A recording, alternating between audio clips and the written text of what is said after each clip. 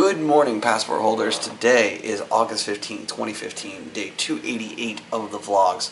And I've been up since 6:15, and that's 6:15 local time. I didn't want to be up that early. I had set my alarm clock for like 8:15. So 2 hours of sleep that I just couldn't sleep. Like, I woke up and was wide awake and laid in bed for about half hour and then just kind of gave up and started my day. But at this point, it's time for me to pack a bag or transfer clothes for the next 2-3 days into my backpack, so I don't have to bring in the big duffel and the laundry bags and all that stuff. That can all just kind of sit in the trunk while I bring in the backpack into each of the hotel rooms I'll be in. And then final touches on the vlog, export that and head on over to the Apple store because it'll be time to start the day. Well, building a rhythm here once again on the road, checking out of a hotel, going directly to an Apple store. This time it is in the North Star Mall here in San Antonio. Should be a quick drop. Additionally, I was able to get a bunch of work done for CAPS, and so like, I love my clients. Like, that's what it boils down to, kids. Work with cool people who are doing cool things, and sometimes they pay you to do cool stuff with them. It's awesome.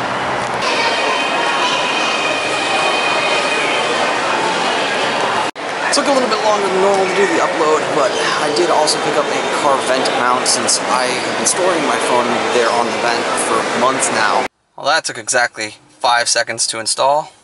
I hate to say it, but I don't think I'm the only person who's thought to come out here for the Alamo today. It is absolutely packed.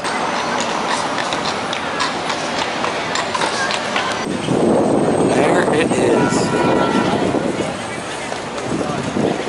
This is the line in order to get into the Alamo and begin to do the walking tour. There's zero chance I've got time for that today. With that line being absolutely insane, I thought that the best option for me now to go and do was actually go and hit up the Riverwalk, which I didn't think I was going to have time for today. But yeah, since I'm not actually going in the Alamo, might as well go hit up the other thing that I know I can.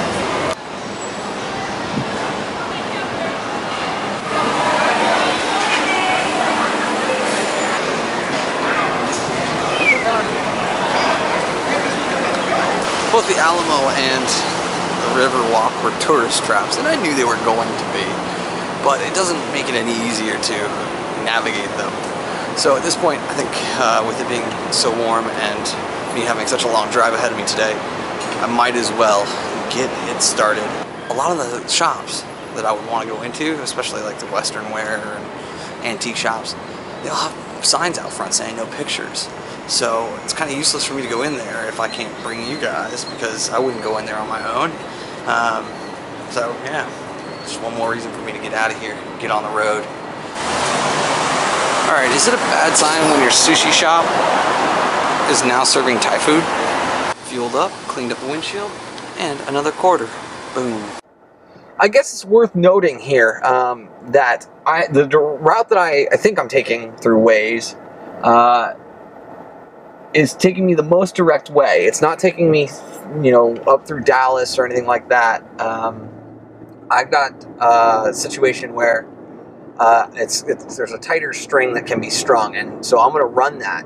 It includes a toll road, but it does have me on like these back Texas country highways, and the last time I did this, I ended up getting pulled over in Louisana, Oklahoma, because of the fact that it went from 65 down to 35 in less than a mile, and I was going supposedly 42 in a 35. It is a risk. I am trying to assess that and manage it, but hopefully it's not too bad an issue, and I'm able to get there safely without being pulled over or getting in any kind of trouble. Can't make it up. That's an 85-mile-an-hour speed limit, guys. Once again, out here in farmland, Texas, it is absolutely gorgeous and very simple to drive in.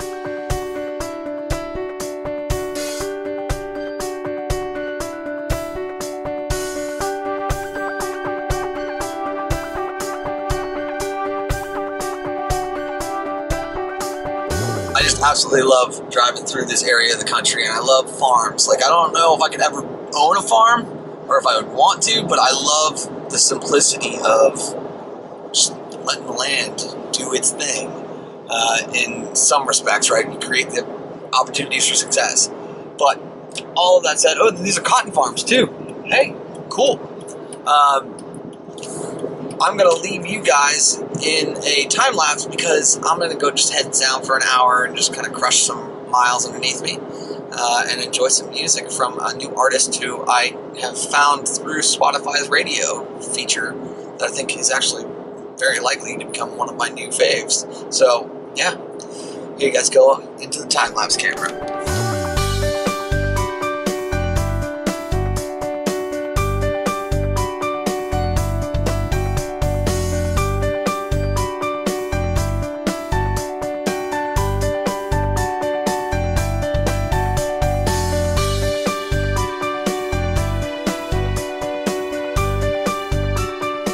So I was listening to Hardwell's Artist Station on Spotify, and there's no question that I'm going to become a huge fan of his mixes and DJ sets, and it's going to be awesome.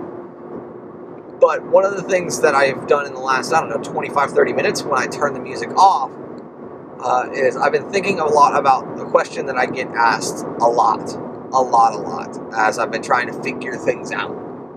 And that question is, what would I do if I never had to work again? And I understand the reason why people ask the question is, hey, figure out something that you naturally do on your own that you love, and then find a way to make money from that, provide yourself a living wage. And it's the answer that has come out today is different than any other answer that I've ever given to that question. So, I've joked with you guys that if I never had to work a day again in my life, I would get drunk and play with Legos and put it up on YouTube every day. Like, that's something that I legitimately have said to people. It's hard to get a laugh, but partially because of my love of Legos and my love of alcohol, and just both cultures kind of have these super different viewpoints on things, and I think it'd be very fun to bring together. Also, the reason why I think that the retro video games and drinking thing was something that I found so appealing that I wanted to help Ben create, and that was what became retro gaming. I really am just kind of the mindset that that I now know what it is that I want to do, and it's something that is now looking back on the things and the frustrations that I've had in jobs and whatnot. It's very interesting. It's not what I expected. It's not who I would have. It's not the answer that I would have guessed that I would ever have given. But now that I look at all the pieces and I look at it as a larger story, it's clear as day that it's in line with all of the motives and the experiences and the emotion and all of that. And it's very interesting to think about.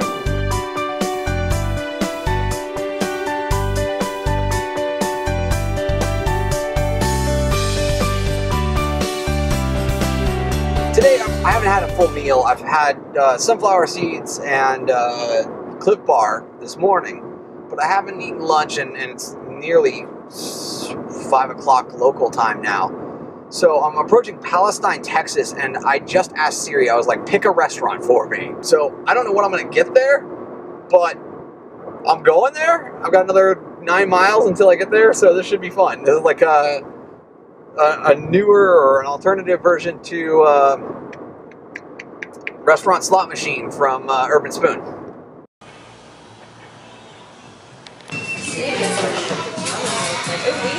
Well, that pulled pork sandwich was delicious, although it was massive. I mean, huge. Not my typical standard portion sizes in California and Arizona. So at this point, it's time to jump back in the car, kill the last 120 miles. But I will give a huge shout out to Katie, because she was very kind in making time for a conversation today. So, it's one of those things. You find good people as you travel around sometimes.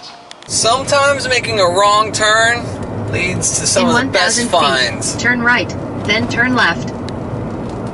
Gorgeous. Absolutely gorgeous.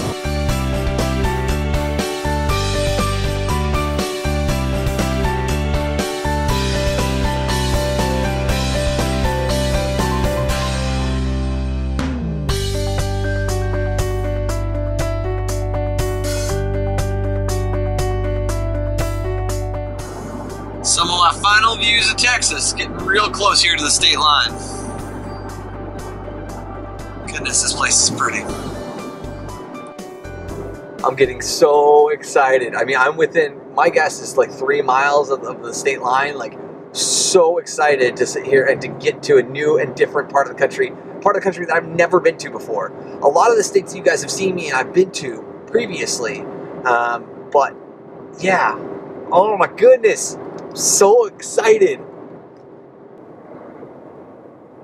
You have got to be kidding me. Guys, there's no sign. Oh, yes, yes, yes!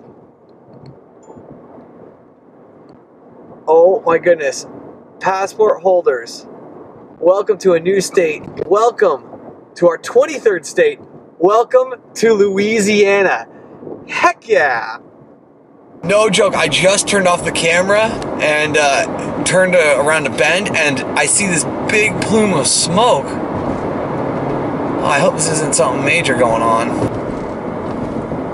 Oh my gosh.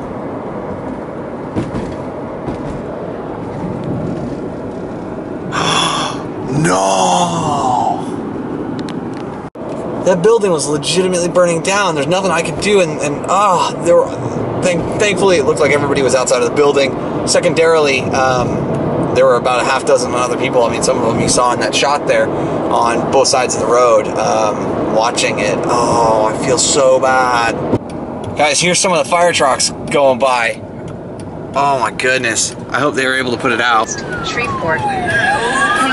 I've just pulled up into the parking lot here at the Ramada and my light's already going out. Not good. 430 miles on the day, 7 hours, 34 minutes here in the car, 24.7 miles a gallon. And quite frankly, I couldn't be happier to be here, especially given the short sleep that I had yesterday. I'm going to probably be very much making tonight a short night. Well, there are some pluses and some minuses with this room. First and foremost, the AC definitely works, which is a huge plus because the main air in all the main areas does not.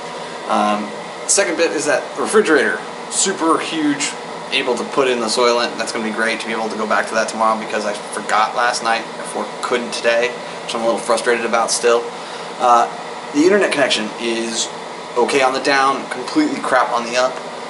I'm just going to go and lay down on the bed and stretch out before I figure out whether or not I'm even up for a meal since I ate so late this afternoon, or if I'm just looking to just go to bed because I've been up on short sleep all day. I'm going to end it here and just say thank you for your time and your attention. I'm really excited to get to new states and see new places and see new landscapes, and I'm definitely getting that opportunity. Any which way, hope you guys enjoyed this episode. If you did, please like and subscribe if you are new. And remember, you never stumble upon opportunity by standing still, so go do cool stuff. Bye for now.